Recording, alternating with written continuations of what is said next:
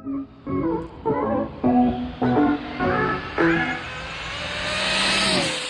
how's it going, YouTube? So this is gonna be a King of New England recap over the weekend races. I want to start off by saying thank you to everybody that came out. It was definitely a great day, fun time of racing.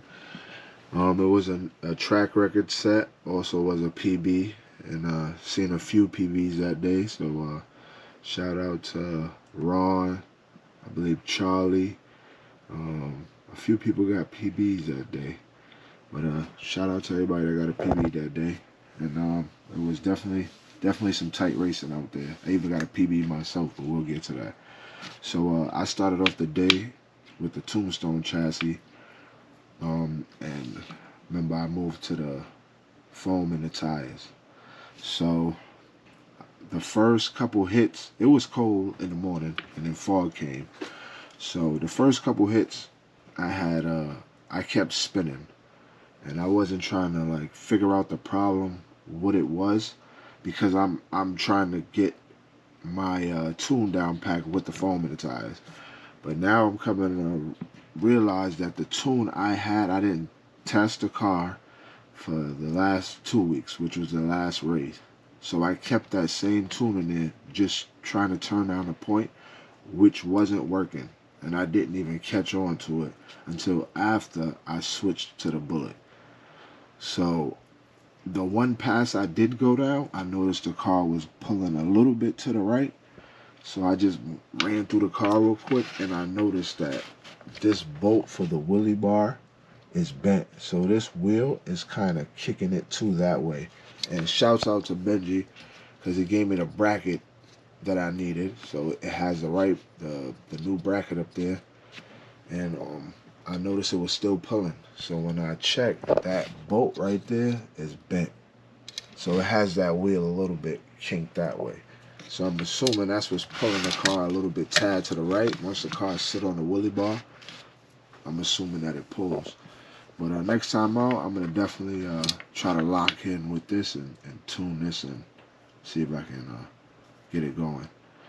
As y'all know, we had our last race for the Clash of the Titans.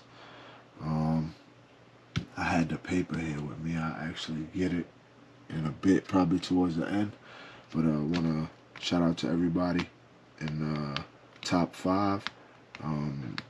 It was me number 1. I believe Josh was number 2. Then Charlie and Alex tied for the 3 spot, which ended up being 3 and 4. And then we got Kevin that came in at 5. So it was a great event, great time. So now hopefully everybody can go put on in Florida Okeechobee race, and we can see how that goes. So right now, trying to get this car set up. It's set up, but it was having a little altercations. I left that in there just to show y'all, but I'm gonna end up changing that and getting that right. I also have an extra wheel to put up there if that one is too chewed out. So we'll see what happens. Definitely trying to get this car aligned. Shout out to the new Ghost RC ESC. I'm definitely going to be getting one probably over the winter. I didn't want to mess with anything right now, so we'll just leave it how it is. But y'all stay tuned for this car. I'm going to definitely try to tighten it up and see if we could break some speeds with this thing. As it definitely was on rails last time out, but I kept that same tune in the morning on a cold day, which threw the whole car off. So I didn't even catch it, but we'll get to that. And what I was adjusting on this car as well to help me get faster with it was EPA. So let me get the next car up here and then we'll get to that. Alright, so as y'all remember in the last video, I didn't even put the car back together. I just brought it because it was a backup car in case I needed the electronics or whatever. So I ended up running this car. I think the first pass it went down was a 2.0 flat, if I'm not mistaken. So I started focusing on this car. So what I end up doing, since Marco had gave me the 96 and I had an 18, I was noticing that I wasn't getting Well, with the little battery I showed y'all last time, which is this one, I was getting my voltage to drop. So I figured out if the gearing was too high. So I went back to about a 13 final drive. So that's a 106, I mean a 96 and a 17. And the first pass it went down, I believe it was a 200. And then I kept working on the two. Next pass it went a 194. The next one went a 191. And after that it was about time to race. So I left it just like that. And it stayed consistent, that's for sure. So in the first race, I believe I ran, I forgot who I ran. Oh, I ran Miguel. And the car went a 194, if I'm not mistaken. And which the car was on rails. So the next pass, I believe I ran Colin. And that went a 194 again, if not. Yeah, it went a 194. So I went into the next round. I think I ran Dan. Dan ran a 188. I ran a 191. So we was running double round elimination, so I got an X. So I believe my next person I ran was Alex. That was a short I posted. He left me standing still, so I was out after that. I didn't even get to make a full pass. But I felt I should just kept testing the car and see where it could get. So I kept messing with the car, and I ended up getting, it was actually after that next pass. All I did was turn, because I got stuck the run before. So I had too much point, too little bit of point. So I turned up the point too much, and that's when you've seen the car rip to the side. So what I did the next pass was come down 2 on the point, and I think I went up on my EPA. I think I was at 100 EPA. I started moving the EPA up to 103. And then the car went a 191 smooth, right? So I left everything the same and bumped my EPA up again. And the car ran that 187 at 78.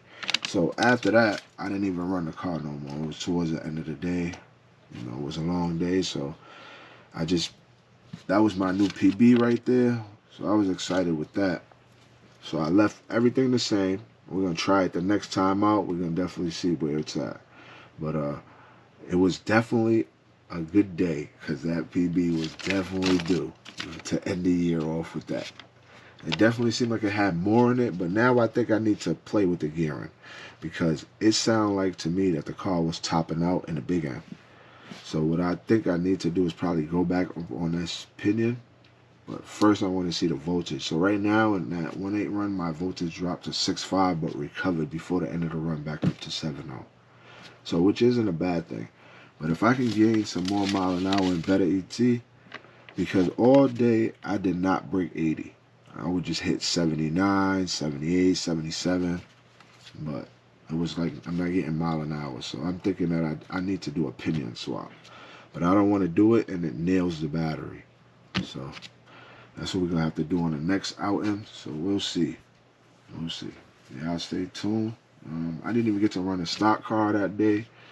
I was too focused on getting down. Because in the morning I was spinning a lot. So until I figured out why. And then we focused on that. So I ended up taking these off of the Tombstone and running it on this car, and it went down every time. But I adjusted this tune from the start. So that's what got it down the first time. I didn't adjust the tune on the Tombstone chassis. That's why it kept spinning.